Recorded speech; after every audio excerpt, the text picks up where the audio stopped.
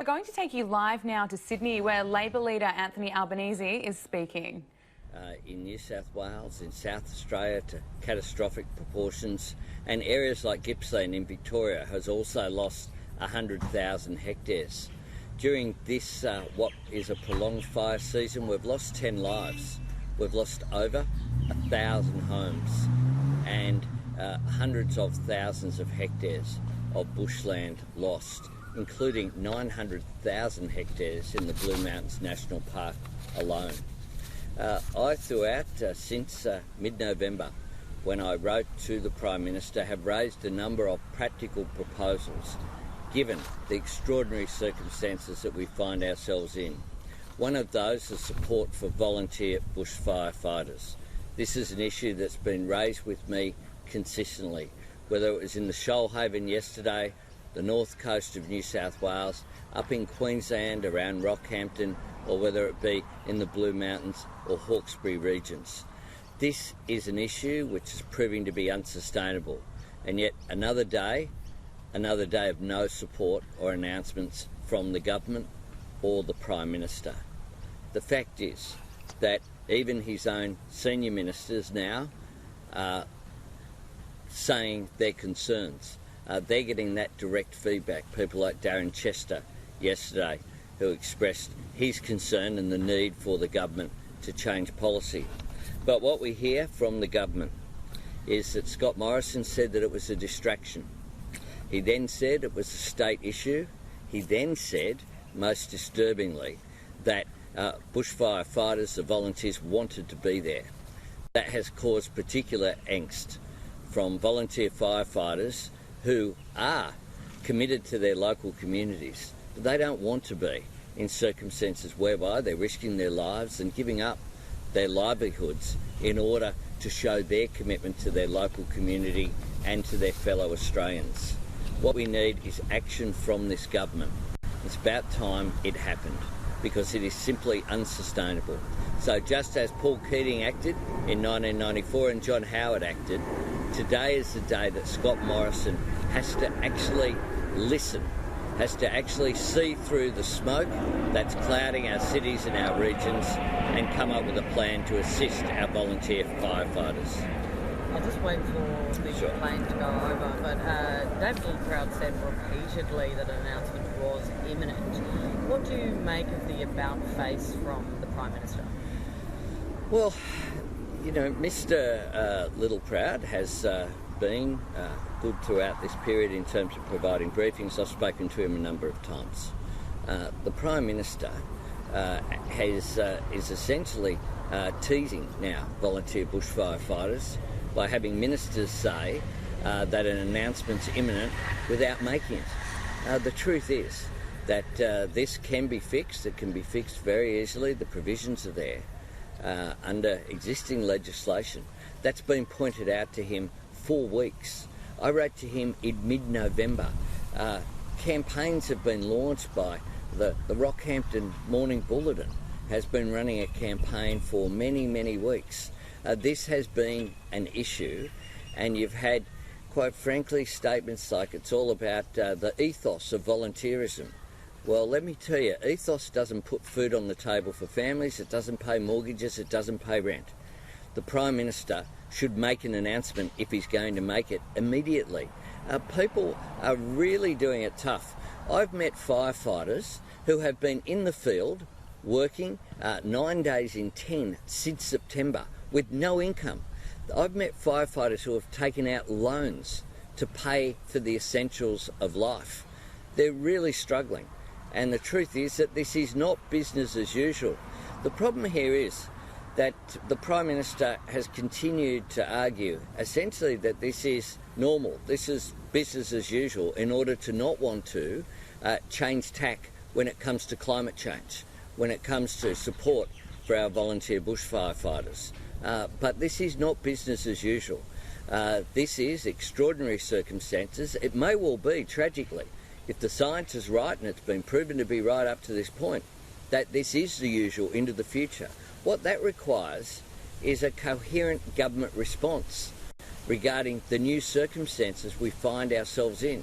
Issues like adaptation, issues like management of our national parks, issues of management of how we manage people fighting these dreadful bushfires for prolonged periods.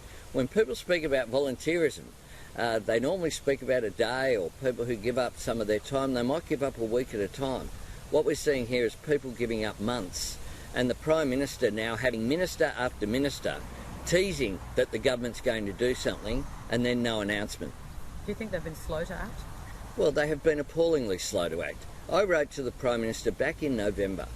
I called for a number of practical measures like bringing COAG together so that you ensure that the cooperation between the national and state governments and the agencies was all as good as it can be.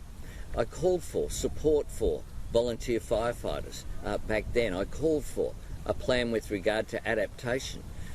We've had calls from the ex-fire chiefs just asking for a meeting with the Prime Minister, and they still can't get one. The fact is, this government has pretended that this is business as usual, and they've explicitly said so in rejecting the calls for support for our firefighters. And once again, the calls were said. It was called a distraction, it was called a state issue, and it was said that these firefighters want to be there. Do you, what kind of form do you think the support should take? Should it simply be a monetary payment, or should there be more comprehensive? Look, what it needs is a comprehensive response. I deliberately have left the government with space in terms of, I wrote to the Prime Minister, we released that letter after a couple of days. He wrote back to me in November. He rejected this proposal. Since then, I haven't been prescriptive. I recognise that we're the opposition, not the government. He actually said at one stage that the opposition haven't come up with fully costed policies here. We don't run Treasury and Finance. They're the people who do fully costed proposals. What I have said is very simply the principle should be that no one who's fighting a fire should be faced in a position of not being able to provide the essentials of life for themselves and their family. Taking out loans is quite absurd, the position that people have been in. These brave and courageous firefighters deserve our praise. They deserve our support, but they deserve something practical as well, which is financial support in order to be able to provide those essentials of life. And in Minister Littleproud's press conference this morning, he was saying that the Prime Minister has been in discussions with the New South Wales Premier. Do you think this is something that should be done across the board nationally? Well, of course it should be done across the board, which is why it needs a national response. The Prime Minister has continued to say, whether it was when he was on his holiday in Hawaii where he told someone that it was a state issue, he's continued to speak about state issues. This is a national crisis. Fires aren't stopping at state boundaries here.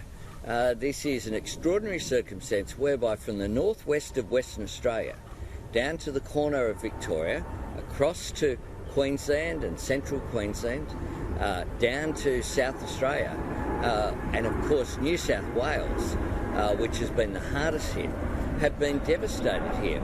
And because the fires have been so extensive, I've met firefighters who were in central Queensland, who then were in northern New South Wales, who've then been protecting their homes around the Hawkesbury. These are brave people. The person who I met yesterday, who gave us the briefing, Mark Williams, who's in charge of the Shoalhaven response, he started working up at Glen Innes in August. He's been going ever since, and many of his team have been doing that as well. So you have the extraordinary circumstances whereby people have been, during recent months, fighting fires far away from their home at the same time as having to ring home and check that their home is still there when they return. This is an extraordinary national effort where we are seeing the best of Australia. People helping out their mates, people looking after their community. The least we can expect is that the Prime Minister will look after those people who are looking after their fellow Australians. And that is all I'm asking for. I've been asking for it day after day, week after week. It's now month after month for a response from the government that recognises the scale of this crisis and has an appropriate response.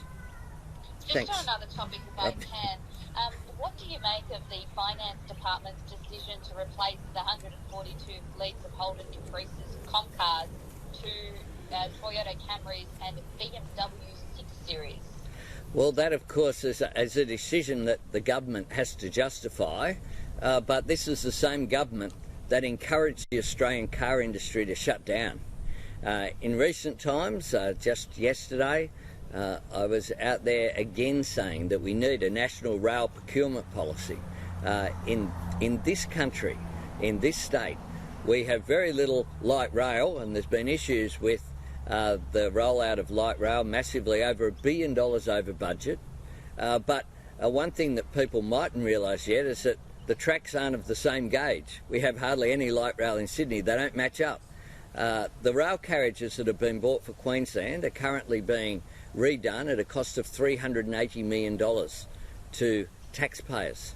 And down in Maryborough, they're doing that, and I witnessed that refit just weeks ago.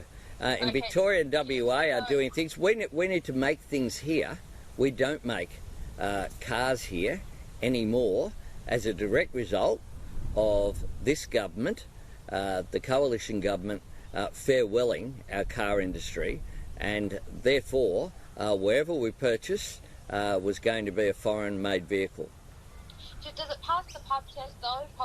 Federal politicians rolling around in German luxury cars cost about 150 grand? Well, that's a decision for the government. So it's up to them to state. But you'll be driving around in one of those. It's up to the government. They make the decisions. And one of the things I've tried to do since I've been opposition leader is point out that I'm the opposition leader. It's up to the government to defend the decisions that they make without consultation with us. Labor wasn't consulted on any of this, nor was Labor consulted when the government campaigned to shut down the Australian car industry. It's a direct result of the shutting down of the Australian car industry that we can't now anymore have Australian-made vehicles in this country. And that's a tragedy, because we make buses, we make trucks, increasingly state Labor governments are making rail carriages. The truth is that we have to be a country that makes things. It's in our national interest for us to do that. Thanks very much.